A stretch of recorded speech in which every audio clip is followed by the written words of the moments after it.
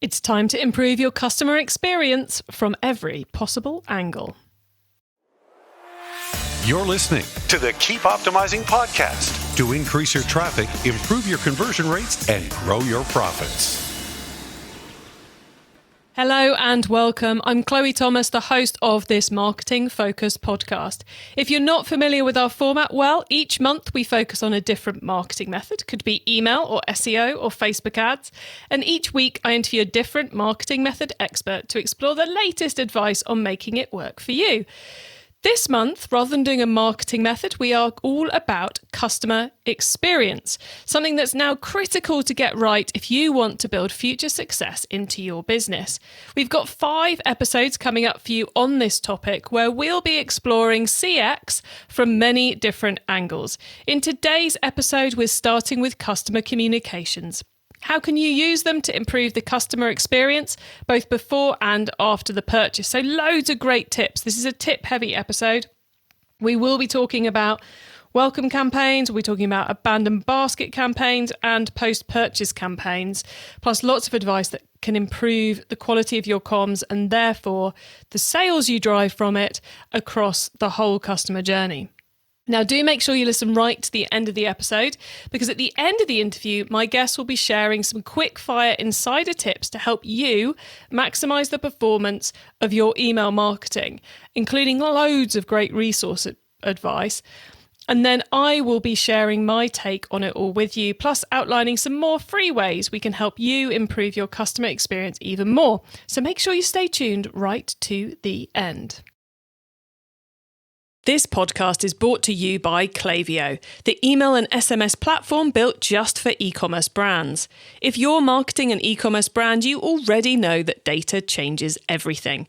More data means more power. And if your email or SMS tools can't handle all that data, they're probably holding you back. That's where Klaviyo comes in. Its top-notch personalization and segmentation help you send the right message at the right time, guided by unlimited real-time data from your online store and tech stack. Request a demo at klaviyo.com/masterplan. That's KLAVIYO.com/masterplan. Today I'm chatting with customer experience expert Greg Zakowicz. Greg is the e-commerce expert at email and SMS marketing platform omnisend and host of the Cart Insiders podcast. Hello, Greg. Hey, Chloe, how are you? Thanks for having me. I'm excited to be here. Always love doing things like this. Well, as do I, and I love talking email and SMS marketing, and it's great to have you on because we haven't caught up since, I was trying to work this out earlier, since we recorded a session for last year's virtual summit. So it's been a while. I think that sounds about right to me, yes. So it has been a while. So that's on me. So apologies for leaving it so long to get you back on one of our content platforms. Well, look, tell the audience how you ended up in email and SMS, because you've been doing it for quite a while, haven't you? I have. So it's nuts to think about, but I'm over 15 years deep on this stuff now. So it's crazy. And you know me, Chloe, I will give you the longest answer to the shortest question possible. I will try to keep this more succinct, though, because you can always just ping me on LinkedIn and I get more details if you want to. So I kind of fell into by happenstance. So I was switching from a radio broadcasting career to a marketing career, which was a second major in college for me. And I went to work for a radio promotions company. It was a startup. And at the time we were traveling around. It was almost like, if you think about it, like pop-up shops, it was a traveling pop-up shop. And we were collecting email addresses and phone numbers there for email marketing purposes. And it was kind of this feel your way into it. You know, we were using MailChimp way back then because that was kind of the free platform at the time, had what you needed to. And then eventually got into a company where all we did was email marketing. That was how we I cut my teeth, so to speak, and just kind of grew up as email was growing up at the same time and sank myself into learning as much as possible. I thought it was cool. I thought it was a good way to get it. And that that knowledge, the success, the testing we had, as crude as it might have been, some of the poor list hygiene practices way back then, which I'll talk to you about over a drink sometime because they're pretty wild, but just kind of grew up in there. And then that transitioned me over to an actual email platform and consulting in that work. And that's been between analysts, consulting, and stuff like that. That's been my last decade or so. Yeah, it's one of those channels it's been fascinating to see grow, and yet the potential of it just doesn't seem to have diminished at all if you use it right. It's nuts. We talk about the same things. I always tell people, I said, 13 years ago, you could do abandoned cart messaging. It was just a lot harder to do, right? You needed a third party and the integrations weren't easy. And now, you could open up an account with omnisend, like an email provider, and integrate it with your e-com platform in 2 minutes. And then you got abandoned cart there and you're done. And it's like a 10-minute thing to create a message and stuff like that. It's so easy now. And it was still there 13 years ago. It's just, everyone's grown up, the sophistication's grown up, the ability to fine tune your targeting has grown up, but the core principles are still really the same now than they were back then. It's cool, but but I find it frustrating when people go, "Oh yeah, I still must set up my abandoned basket email." I'm like, what? If you knew the pain we went through to try and do that 15 years ago, you don't know, you're born. I used to tell people, I said, when I was segmenting emails, and I always tell people I went from student to practitioner to consultant to analyst, and now I just kind of combine all of it together to kind of be out here and do what I do. But back when I was segmenting, and everything we sent when I was practitioner was fully segmented. I used to have to send a request to an IT guy who would run a SQL, MySQL thing, and like get me this database back. He's like, all right, here are your segments. And I'm like, really? There's no easier way? Now there's an easier way, Well, before we spend the whole of this interview reminiscing and comparing the past to the present, the reason I wanted to get you on, and the reason we're doing this whole month here on Keep Optimizing, is that I think we've turned a corner. We've kind of crossed a chasm, mounted the summit. I don't know, some kind of thing we've done in this industry, which is we've got to think customer experience at every turn now. And I think that means we need to really properly start thinking about our email and our SMS marketing, those marketing communications channels, as customer experience channels, not just as sales channels with the occasional blog post email in them. So we say we're not totally salesy. Is that what you're seeing, because you're a lot deeper in this than I am, Greg? Yeah, and I think the sales, we can actually rope sales into the conversation, but I think these two things are related to a degree. Obviously, post-purchase, we'll talk about those things because you have a bad experience, you're less likely to come back and buy. You have a great experience, you're more likely to come back and buy. Pretty obvious stuff there. But we put out these stats reports every year, and they're not gated reports. You can just go to our website and go to the resources section and find them. We just put one out. It just released on the first half of 2022, and we put it out now just to prepare people for the holidays. Ultimately, what we find there, year over year, in the first half of this year, 29% of all email marketing orders come from automated messages. And those automated messages, for the first half of this year, 1.75% of sends. Normally, it's around that 29% to 2%, somewhere in that figure. The reason I say that is we're talking about orders there, but it's the intent of those automated messages, right? We talk about behavior-based life cycle. So what do? I sign up for an email program because I'm new to your brand. What do I get? I get messages that should be as relevant to me based on my intention. Now that intention has shifted we talk about email changing over the last decade. The best practices used to tell you to do things like, introduce them, write this story about your brand, and have them fill out preferences, preference forms, and those things are gone now. And it's really about driving the sale. But the reason you're driving the sale is because that's the intention. They're not on your website to read a brand story or to find you on social. They're there to likely make a purchase, whether you or someone else. And I think if you follow that intention across any message you send, it could be an SMS message thanking them for a purchase. It could be a post-purchase message. It could be a browser. If you cater those messages to the implied intention of the user at that point, you're going to provide a better experience for them. And that's why those messages convert so well. They just kind of go along the shopping journey, browse abandonment.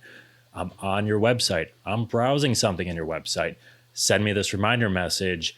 I might convert, I might not, but it provides a better shopping experience overall for me. because it's a relevant, timely message. And they don't always have to be sales-oriented messages. But I think if we center on this concept of customer intent and what would benefit my customer the most at this particular stage, I think that applies to the customer journey, whether it's sales-driven or not sales-driven. I think this is ultimately what most marketers should really be thinking about when they craft an email or craft an SMS message or, any sort of line of communication with your customers. What's that intention of the customer at this particular stage with me, and how do I meet that and then hopefully surpass that intention with delight?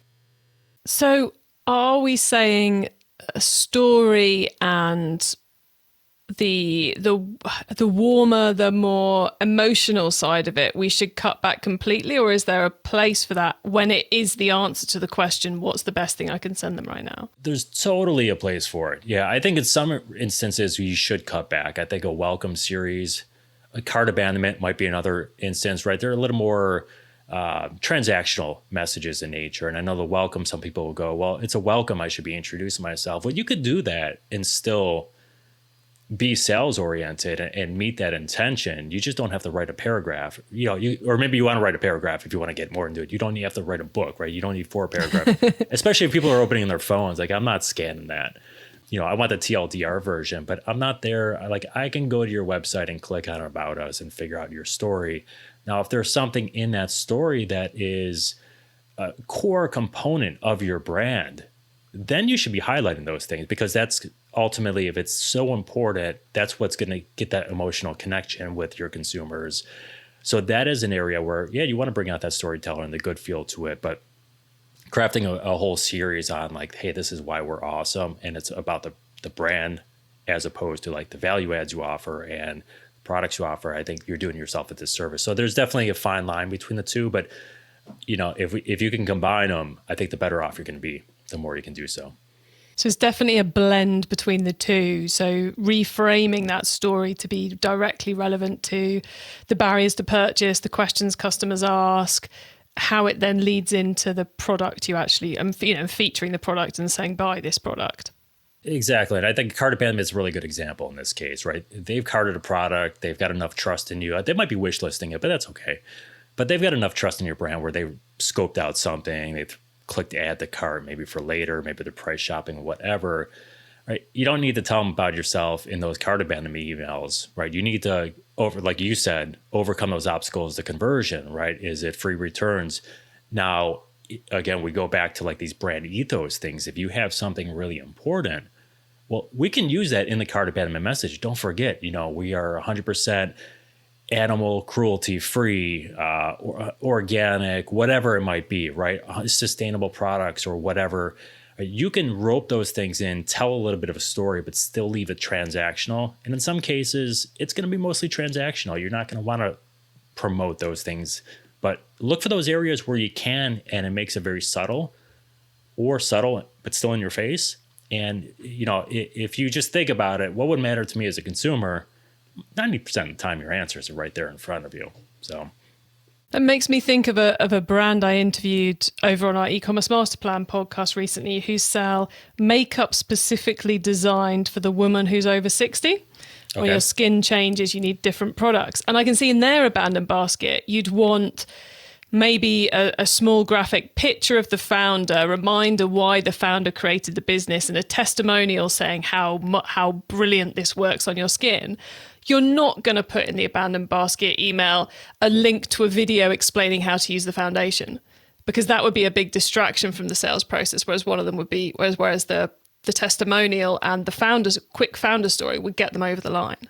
Yeah, I think that's a great example, and I'm not going to add to it because I think it's a perfect way to illustrate exactly what I was saying there. But it's a good use case for it, absolutely. Cool. So we've kind of covered welcome sequences. We've just done abandoned baskets, and we're kind of dribbling our way towards the post-purchase experience.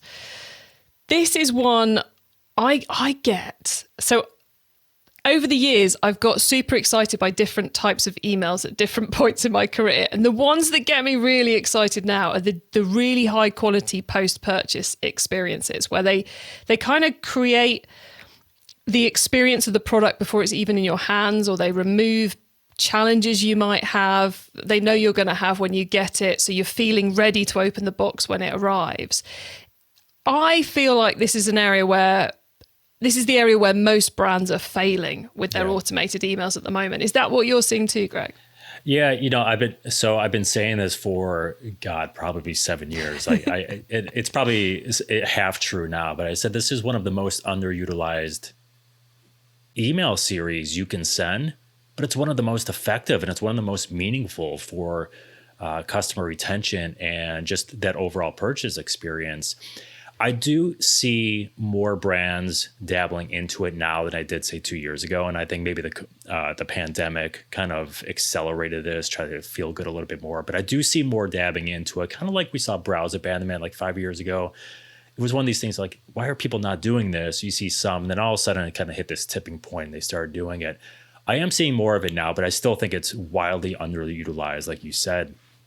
I always say that the purchase experience and the customer experience starts from the moment they sign up for your email program, and it goes through the welcome with relevant timing messages. It goes all the way through to conversion. And if you have a terrible experience there, you're probably not getting the conversion. But even if you get the conversion, because maybe you're the lowest price, right? And they're like, I'll ignore the other stuff. If that post-purchase drops and just falls flat on its face, good luck. Right, they're going to go somewhere else. And I think the post-purchase, to your point, right, this is where we can really engage people. They're already happy. They're excited about the product coming. We could do things before they get the product. We could do things even after they get the product. Again, we go back to customer intention. So I'll give you a good example here. I used to do the majority of the cooking in the house. That role has flipped over the last probably 5 years between me and my wife. Now she does the majority of the cooking in the house. I'm an okay cook, but pandemic, we're all home all the time. We've got a couple kids at home. So I buy a baking steel because we have pizza Fridays, and I'm like, I'm going to start making some pizza every now and then with something to do with the kids, right? And so it's kind of like a pizza stone for those that aren't familiar, but it's a big sheet of steel, right? It's heavy, but you can cook a pizza on it in like 4 minutes. Right, you throw it in there and it superheats it, so I can churn and burn a bunch of small pizzas. Now, I don't know the first thing about making a pizza. I've never made one in my life. All right, but I buy it because the marketing was good and omnisend customers. So shout out Baking Steel. So they got me there, and then I bought a peel with it to go with, so I can get it off the steel and throw different ones in there. What I love about them is they don't have, maybe the emails aren't the absolute prettiest in the world, but what do I need to know as a person who's going to bake pizza? Well, I need a recipe, right? So they've got blog content about the recipe, but in their post-purchase series, it is, hey, here is our 72-hour pizza dough recipe. It's the best thing you'll ever have. They have a couple of other recipes in there, but they're giving me content that is serving the purpose of doing nothing other than helping me utilize that product better and to be more confident in this. Now, pizza is a good example because what do, right? You go to my Instagram page and you can see pizzas I've made, right? Because I'm sharing it and I'm tagging them, right? So now I'm creating content for them, but this is all social proof. You mentioned testimonials before, a card minute. I'm creating social proof. That message is not designed to get me to buy another product. It's there to help me have a better experience with the product. And I'm going to do other things from there and make them more appealing to other customers. Now, they have another message in that series, right?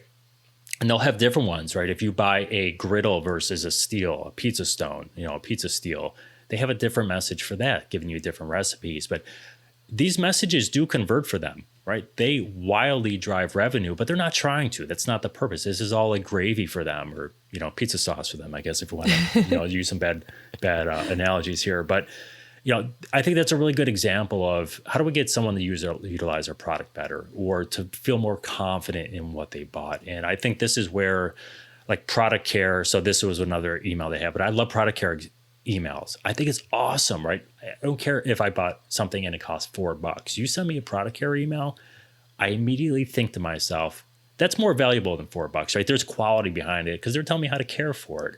And I think these are great, and they really go across lots of different products, right? It could be shoes or jackets, right? Wash care instructions or waterproofing, right? And these obviously upsells with product care as well. But I think they were great messages to have. They just make people feel good about their products, but it's all about that experience. So again, there's my really long answer for a short question. Well, no, but it's a great answer. And I love that pizza one because it's like, okay, you got a pizza steal, you don't know how to make pizza.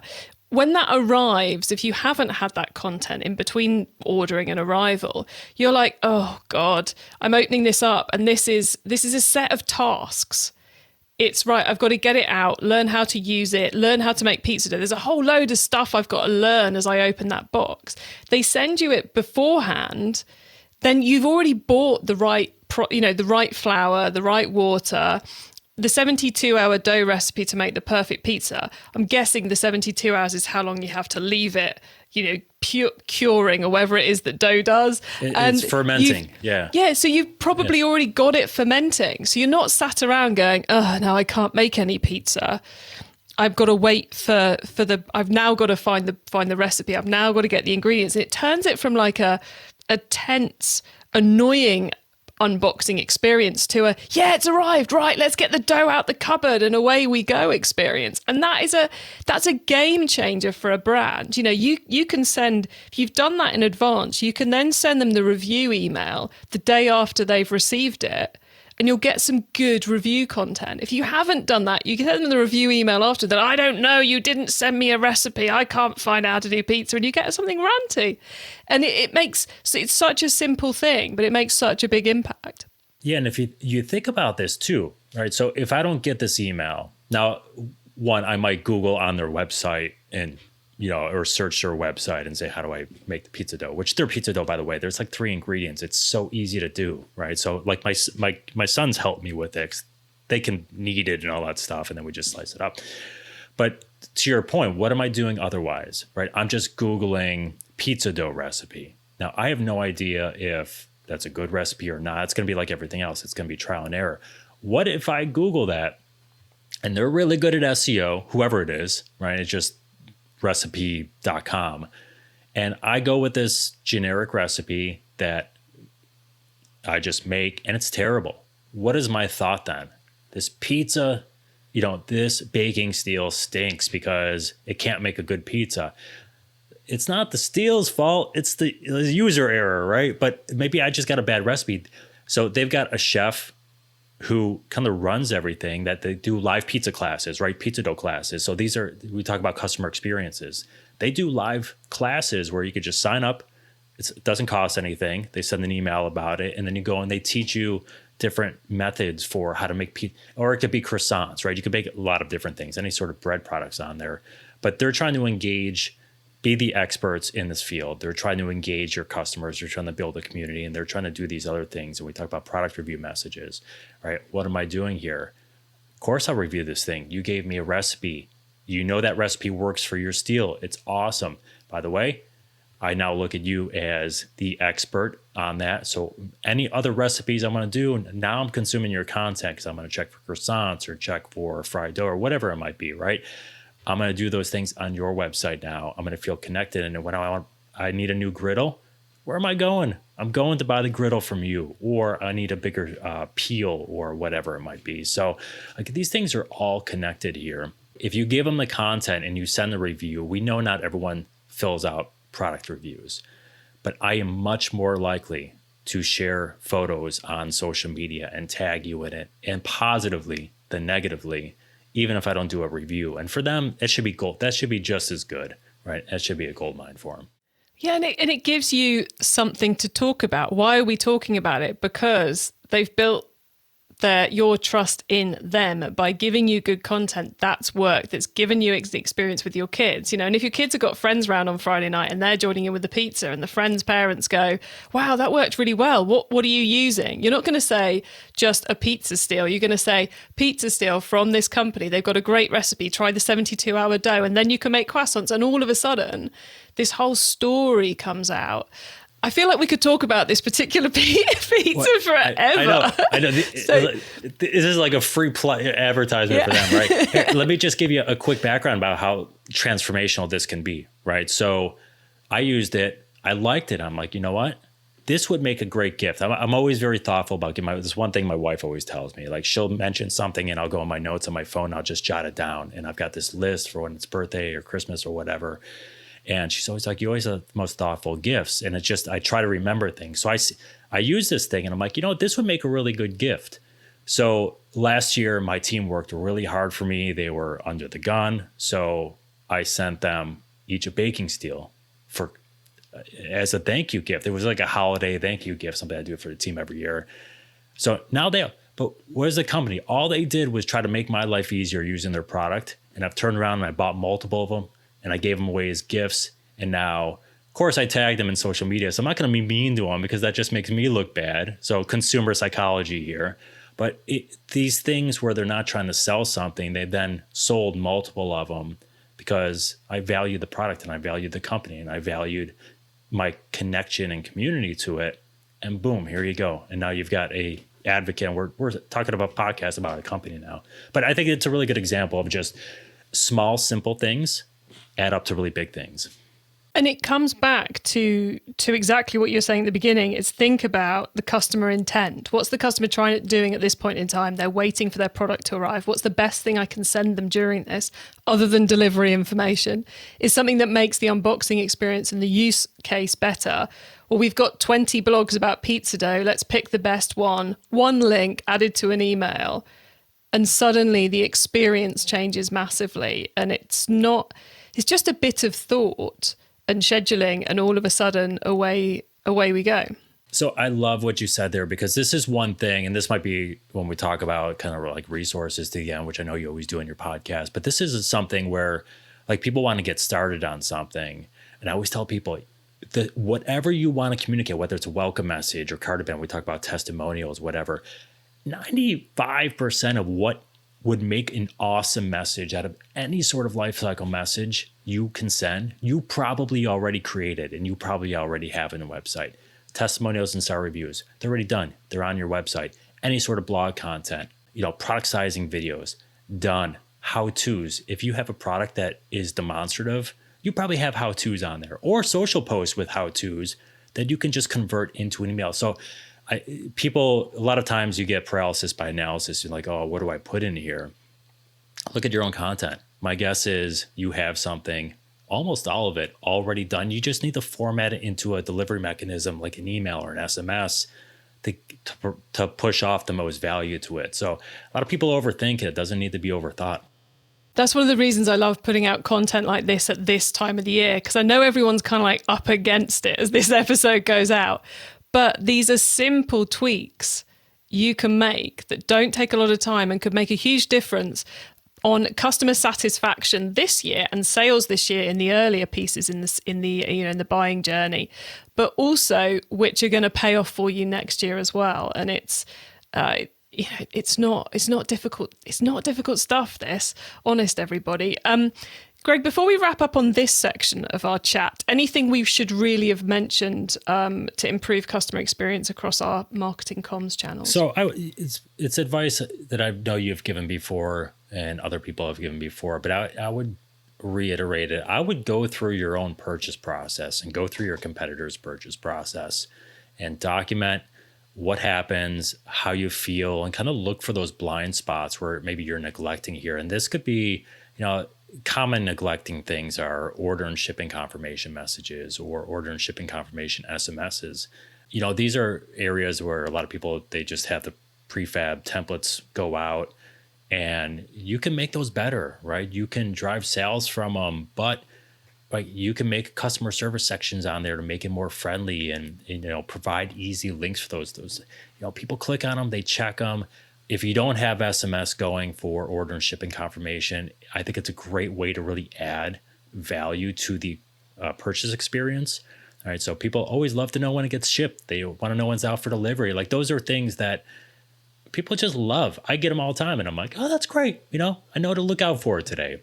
So go through the purchase process. Maybe have a friend do it as well, and just see what they think and think about, hey, does this message I get, does it match my intention? Does it improve my purchase experience? Does it hurt the purchase experience, or does it really do nothing for it? And if it does nothing or hurt, try to do something to make it better. And if it does great, look at it and say, oh, can we make this a little bit better? And if so, how? I think, again, simple questions, but go through it yourself and it'll all be evident for you. And I think that's one thing that people rarely do anymore, is go through their own purchase process.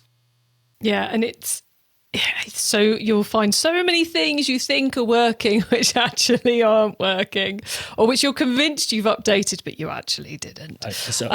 I got one a couple of days ago, a great example, and it's super short, so you'll love me for it. I got one and a Google Plus social icon at the bottom, right? They obviously just copy paste the footers as they move through new email providers or whatever over the course of the years. But I clicked on it. I'm like, I wonder where this thing takes me. But like small things like that, right?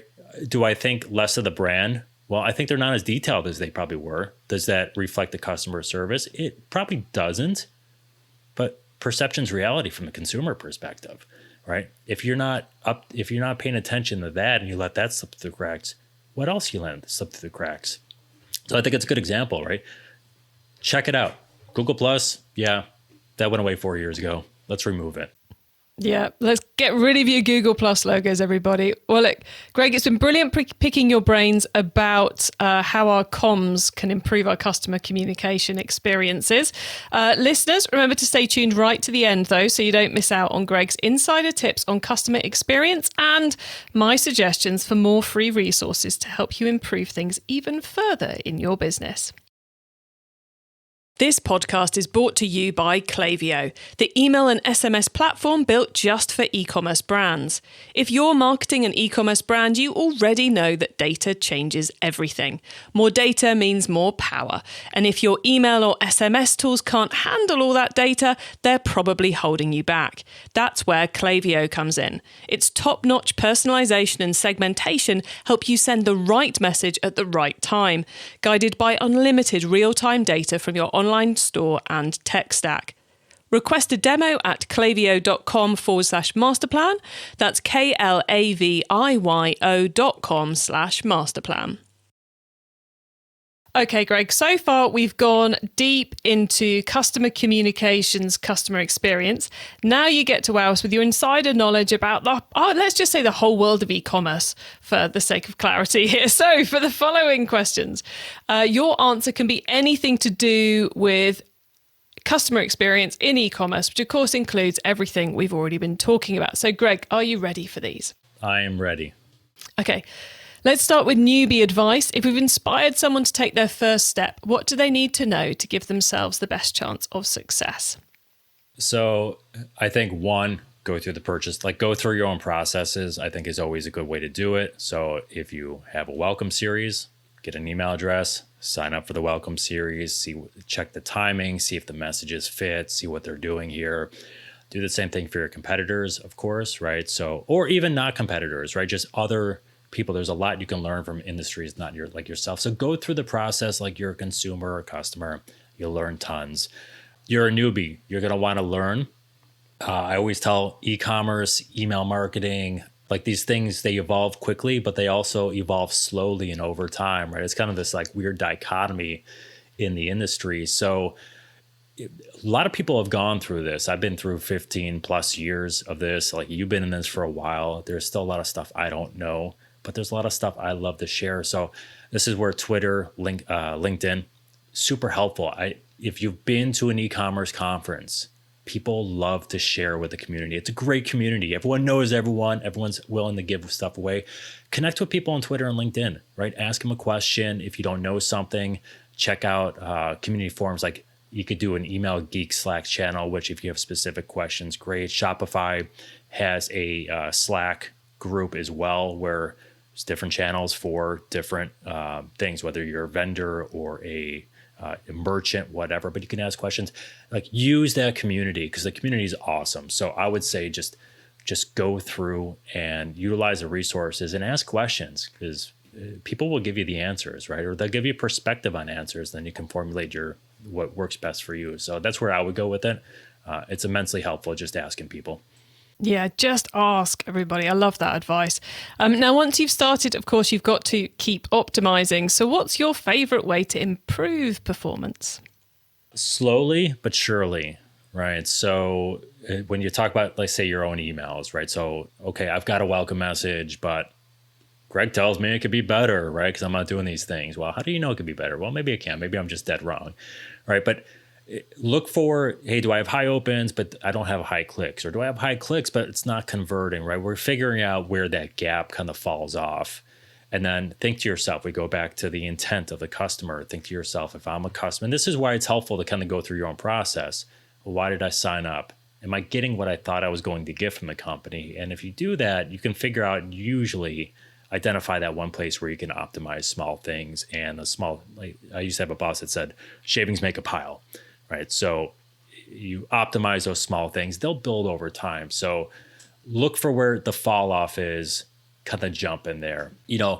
There's really two goals of every email. It's to make it better, right? You want to personalize the message as much as possible. That could be through segmentation, could be through click-based segmenting or click-based automation. So if I get a welcome message and I've got men's, women's, kids at the top of my navigation bar, and I click on men's and you click on women's, right? It's one simple tweak, but we can automate a men's detailed series or a men's detailed next message to go off to me with recommended products or recommended, men's categories, and the vice versa for you, right? So personalize the message as best possible, and easy as possible. And then the second's to cater to the intent. A lot of the time those things overlap, but those are two ways to kind of look for small optimization opportunities and figure out how you can make small dents. But again, those shavings make a pile. That's what you want to hit with, and just go. And again, don't overthink it, right? I would say small, stupid things matter. Small, stupid things matter, right? Just change the small things and see what happens from it. I love that. Shavings make a pile. Keep making those little tweaks, everybody. If someone listening wants to learn more about customer experience or email marketing, etc., is there one cheap or free resource you would recommend? So I don't know about one, but I think, again, this just goes down to community, right? So figure out, the big thing is there's people out there that will sell, $1,000 email marketing courses and stuff like that. In my opinion, there's nothing out there from an email or e-commerce perspective that you can't get for free, right? So if you engage your community, you'll get everything kind of listed for you there. Now, if there's something like a deep dive or something very specific, niche oriented or technology platform, then yeah, you might want to consider time to cost ratio. A couple things that can be useful for you. So email marketing courses, Shopify Learn. If you're a Shopify customer, or if not, you can create a Shopify account. But Shopify Learn is it's almost like a Udemy, right? It's free courses created by content creators out there with a bunch of different topics. You don't have to pay for them.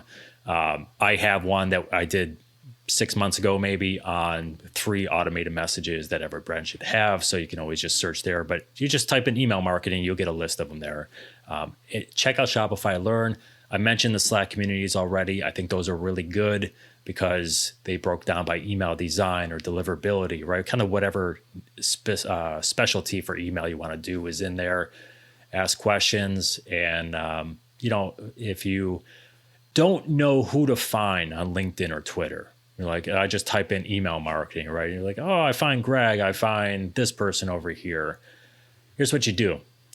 Go to a conference agenda, right? This is great. I used to do this for podcast booking, right? With podcasts, I'm like, can I come up with some cool topics here? And I go to a conference agenda for, it could be e-tail or shop talk or whatever, and go through the agenda, look at things that are related or look at really interesting things and see who the presenters are. And then you can kind of facilitate through a little bit. Is it a vendor presenting, which is okay, right? You just need to look at the person there, or is it an actual e-commerce brand or a brick and mortar merchant? Go through an agenda though. Look for cool topics, look for things that are related, and then you can reach out. You know who to target on LinkedIn or Twitter and just kind of see what they're writing and following about. And I think that's a really good resource that a lot of people don't use either. So I would go with those. I'm going to extend that and say, just scroll back through our episodes on this podcast. Because we've had a load of email experts on, all of whom are awesome, lovely, lovely people who would be more than happy, as she says. If any of them say no, tell me. Who'd be more than happy to help you out on Twitter or LinkedIn. So definitely go and have a scroll through that too. Awesome resource advice there, Greg. Finally, it's crystal ball time, the big one. What's coming up in the next 6 to 12 months that we should be getting ready for? Oh, man. I think this is where things move slow. I think the 6 to 12 month thing is always a tough one. as crazy as it sounds, I think we already see it, but we've been seeing it for years. I think we're going to see kind of a pivot back to a greater focus on email marketing for the next 6 to 12 months. And the reason I say that is there's generally more cost certainty with email, right? You don't have the higher ebbs and flows like you do on, say, paid search and paid social. We know paid social has kind of been in a weird state for a while with costs going up, and then iOS 15 or iOS 14 really stripping down, the targeting effectiveness. And it's in a weird place. Email marketing is a lot of first party data, right? We know who opens, we know who clicks. Opens are a little dicey, but with iOS 15, but we have more first party data. We can integrate with that with SMS as well. And I think where you have more cost certainty, you have more clarity into the effectiveness of it, and you know that it's an opt-in channel, so people are responsive to it. I think we're going to see a kind of a dial back and more ad dollars brought back to email and try to kind of blow that out of the water, if you will, right? Optimizing messages than maybe we've seen, or it's been taken for granted probably the last 18 months, in my opinion. I think it's going to pivot back a little bit more. I think SMS is the one thing we've been talking about for a couple of years now. Growth is phenomenal. Check out that stats report I mentioned on omnisend for kind of the growth year over year and half over half, including the effectiveness and number of orders it's driving. I think we'll see a bigger merge there, but I think we're just going to see a general dial back for email marketing in the next 6-12 months that we maybe haven't seen in the last 18.